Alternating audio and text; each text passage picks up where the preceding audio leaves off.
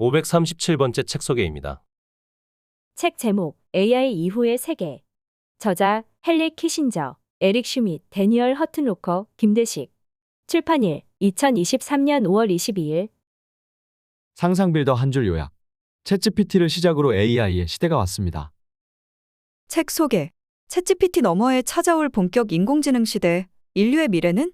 키신저, 미국 전 국무장관, 슈밋, 구글 전 CEO, 허튼로커, MIT 학장 등 정치, 경제, 과학의 세 거인의 날카로운 통찰. 월스트리트 저널 베스트셀러, 포브스 2021 최고의 기술서 아마존 정치 분야 1위. 인사 담당 AI가 승진해서 나를 탈락시켰다면 이를 수용할 수 있는가? 안보 전문 AI가 적국을 타격하라고 제안한다면 장군이나 대통령은 따라야 할까? 그에 따른 책임은 어떻게 지며 사람들에게는 그 결과를 어떻게 납득시킬 것인가?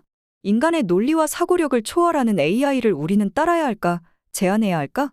이해하거나 공감할 수 없는 인공지능의 결정을 어디까지 신뢰할 수 있나? 챗GPT는 시작일 뿐이다. 우리에게 어떤 미래가 올 것인지 본격 탐구하고 이해해야 할 시점이 왔다.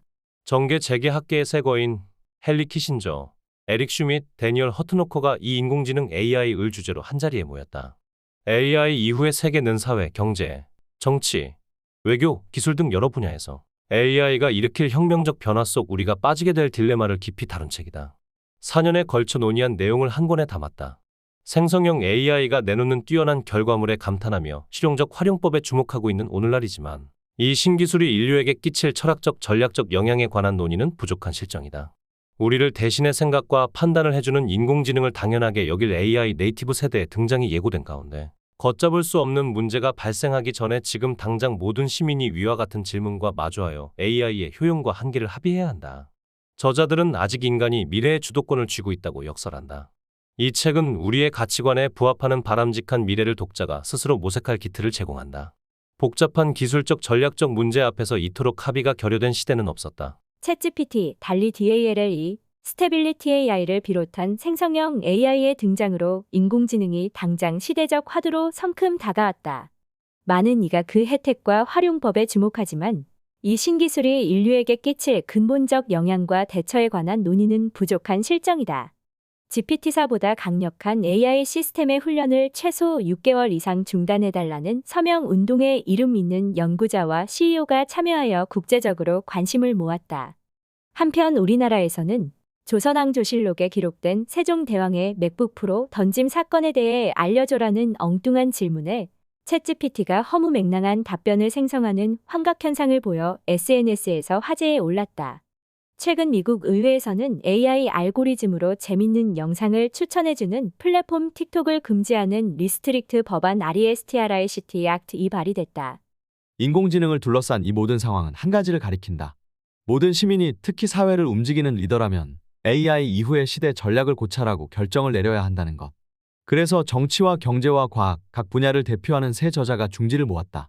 AI 이후의 세계는 미국 전 국무장관이자 국제정치 이론의 거장 헨리 키신저, 구글 회장과 인공지능 국가안보위원회 NSC AI 위원장을 역임한 에릭 슈밋, MIT 슈워츠먼 컴퓨팅 대학의 초대 학장 데니얼 허튼로커가 4년에 걸쳐 AI를 주제로 논의한 내용을 담은 책이다.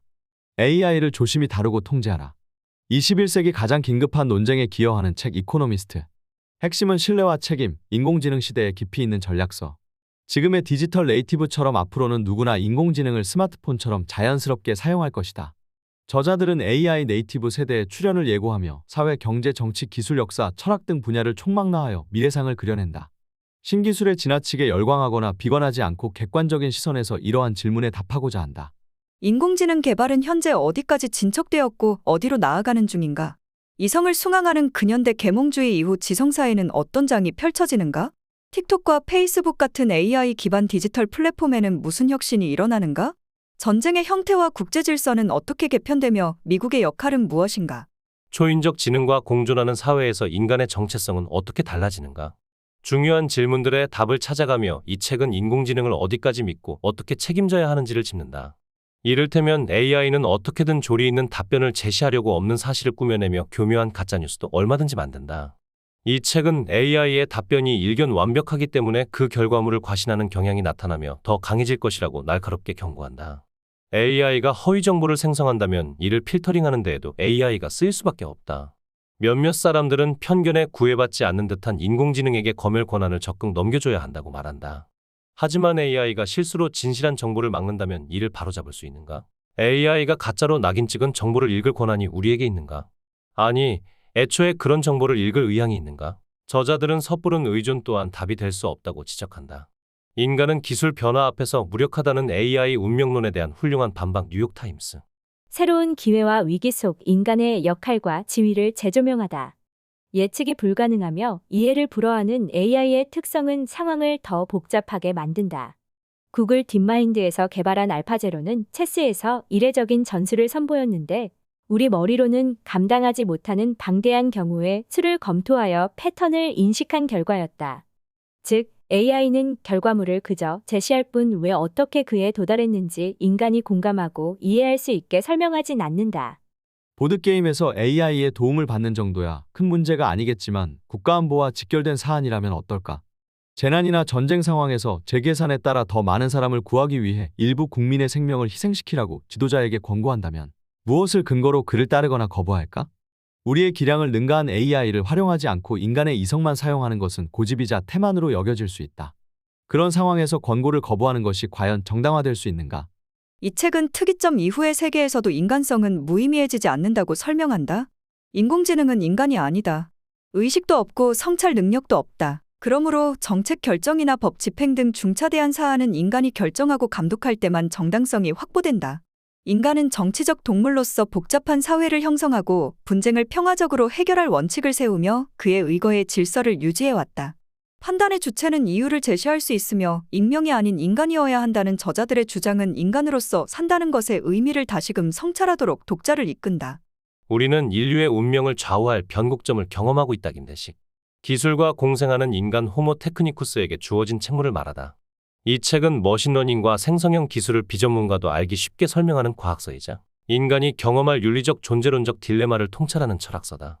키신저, 슈밋, 허트노커 세 저자는 교육, 물류, 교통, 치안, 예술 등 다양한 삶의 방면을 지원하는 AI를 총체적으로 분석하기 위해 여러 연구자와 혁신가의 의견을 들었다. 딥마인드 창업자, 마이크로소프트 최고 전략 책임자, 백악관 전 과학정책실장, 오픈 AI CEO 등의 피드백으로 원고를 보강했다. 특히 한국어판에는 2023년 2월 월스트리트 저널에 실린 저자들의 칼럼을 수록하여 최신 정보를 반영했으며 카이스트 뇌과학자 김대식 교수의 서문에서는 인공지능이라는 연구 분야가 어떻게 시작되었고 오늘날 생성형 AI가 왜 혁신인지를 설명했다. 저자들은 AI를 둘러싼 수많은 물음에 전부 답을 내리진 않는다. 한 권으로 완벽하게 끝을 내고 시대를 규정하려는 짓은 오만한 시도라고 인정하며 오히려 더욱 질문을 던진다. 이 책의 목적은 인간의 이성을 초월한 기계와 함께 살아갈 주체들이 인류의 목적을 정의하도록 더 활발한 논의와 논쟁에 불을 지피는 것이다. AI 이후의 세계는 일자리를 구하려는 학생부터 아이를 키우는 부모, 글로벌 리더까지 모두가 읽어야 할 훌륭한 AI 입문서다. 책에서 얻은 내용. 지금까지의 인공지능은 우리 눈에 보이지 않는 뒷방에만 있었다. 온라인몰에서 물건을 주문하면 AI 알고리즘이 상품을 구분하고 모빌리티 서비스를 사용하면 AI 알고리즘이 가까운 택시를 배정해 주었다. 그러나 생성형 AI는 다르다. 기계가 인간 고유의 지적 노동을 대신해 결과물을 대량 생산하기 시작한다면 앞으로 인류는 어떤 일을 할 수 있을까? 우리는 사람들이 생성형 AI의 상호작용성에 선뜻 의문을 제기하도록 정교한 변증법을 속히 마련해야 한다. 그렇게 의문을 던지는 목적은 단순히 AI의 답변을 정당화하거나 설명하기 위해서가 아니라 조사하기 위함이다. 우리는 연합된 회의주의 하에서 AI를 체계적으로 검사해 그 답변이 과연 온전히 믿을 만한지 혹은 어디까지 믿을 만한지 판단하는 능력을 길러야 한다. 그러자면 우리의 무의식적 편향을 의식적으로 완화하며 엄격히 훈련하고 부단히 연습해야 한다. 2020년에 미국의 AI 스타트업들은 투자금 약 380억 달러를 유치했다. 아시아와 유럽에서 AI 스타트업에 몰린 투자금도 각각 250억 달러와 80억 달러에 이른다. 미국, 중국, 유럽연합 정부가 공히 AI를 연구하고 그 성과를 보고하는 고위급 위원회를 조직했다. 이제는 정치 지도자와 기업 경영자가 AI 경쟁에서 승리할 것을 최소한 AI를 저마다의 목적에 부합하는 방향으로 운용할 것을 목표로 하겠다는 선언을 심심찮게 들을 수 있다. 대부분의 사람에게는 AI가 이해할 수 없고 신기한 기술로 느껴지겠지만 대학, 기업, 정부에서 AI를 개발하고 운용하는 법을 연구해 일반 소비자용 제품에 점점 많이 도입하는 만큼 이미 많은 사람이 부지불식간에 AI를 활용하고 있다. 하지만 AI를 개발하는 사람은 많아졌어도 사회적, 법적, 철학적, 정신적, 윤리적 측면에서 AI가 인간에게 끼칠 영향을 탐구하는 사람은 위험할 정도로 소수에 불과하다. 정보의 맥락이 더해질 때 지식이 된다. 그리고 지식의 소신이 더해지면 지혜가 된다. 역사적으로 볼 때 소신이 생기려면 홀로 성찰하는 시간이 필요했다. 하지만 인터넷은 이용자에게 수천 수만 수억 명의 의견을 쏟아부으며 혼자 있을 시간을 허락하지 않는다. 홀로 생각할 시간이 줄어들면 용기가 위축된다. 용기는 소신을 기르고 지키기 위해 꼭 필요하며 특히 새로운 길, 그래서 대체로 외로운 길을 걸을 때 중요하다. 인간은 소신과 지혜를 갖출 때만 새로운 지평을 탐색할 수 있다. 생성형 AI를 만들 때 주로 사용되는 훈련 기법은 상호보완적인 학습 목적을 가진 두 신경망을 경쟁시키는 것이다. 이를 생성형 적대 신경망 GAN (Generative Adversarial Networks)이라고 부른다. GAN은 잠재적 출력을 생성하는 생성망과 조악한 출력의 생성을 막는 판별망으로 구성된다. 비유하자면 생성망은 브레인스토밍을 하고 판별망은 유의미하며 현실적인 아이디어를 선별한다. 자유로운 사회가 국경에 구애받지 않고 콘텐츠를 생성 전송 필터링하는 AI 기반 네트워크 플랫폼에 의존하고 그 플랫폼이 비록 고의는 아닐지언정 혐오와 분열을 조장한다면 그 사회는 지금껏 없었던 위협에 직면함에 따라 지금껏 없었던 방식으로 정보 환경을 단속해야 한다. 이는 긴급한 문제지만 AI에 의존하는 해법은 그 자체로 중대한 질문을 제기한다. 우리는 인간의 판단과 AI에 의한 자동화를 저울의 양쪽에 놓고 항상 올바른 균형을 고민해야 한다. 지금까지 군민 양용성, 확산성, 강력한 잠재적 파괴력을 모두 갖춘 기술은 없었다. 철도는 상품을 시장으로 군인을 전장으로 수송하지만 잠재적 파괴력이 없다. 원자력 기술은 대체로 군민 양용이고 가공할 파괴력을 만들어내지만 복잡한 인프라가 요구되기 때문에 정부가 비교적 확실히 통제할 수 있다. 엽총은 널리 보급됐고 군대와 민간에서 모두 사용할 수 있으나 성능의 한계 때문에 전략적 차원의 파괴력은 기대하기 힘들다. AI가 이 패러다임을 깨트린다. 인간을 정치적 동물이라 칭한 아리스토텔레스의 시대 이래로 이성과 함께 인간의 주요한 특징으로 꼽힌 것이 복잡한 사회를 형성하고 협력하는 능력이다. 그리하여 각 사회에는 분쟁을 평화적으로 해결하는 기본 원칙들이 존재한다. 그 원칙들에 의거해 정당한 수단으로 질서를 유지해야 한다. 정당성을 무시하고 질서를 잡으려 한다면 폭력에 불과하다. AI 시대에도 중대한 판단을 하는 주체는 올바른 자격을 갖추고 이유를 제시할 수 있으며 익명이 아닌 인간이어야 한다. 지금은 인간의 지능이 인공지능과 연합해 국가적, 대륙적, 세계적 차원의 일을 도모하는 시대다.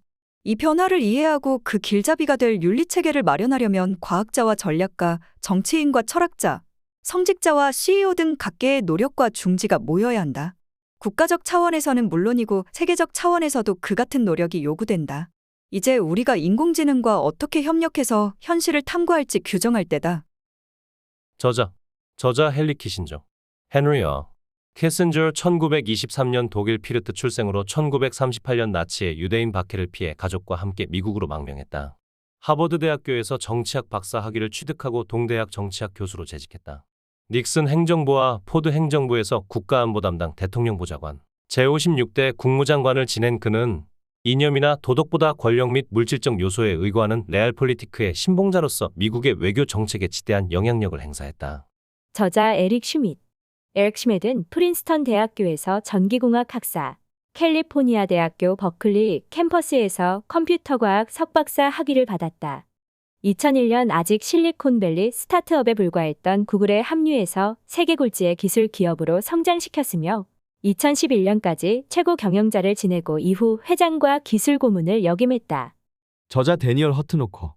데니얼 휴텐러커는 코넬 대학교에서 뉴욕 소재 디지털 기술 대학원 코넬테크의 설립을 주도하고 초대 학장과 교무처장을 지낸 후 현재 MIT 슈워츠먼 컴퓨팅 대학 초대 학장으로 있다.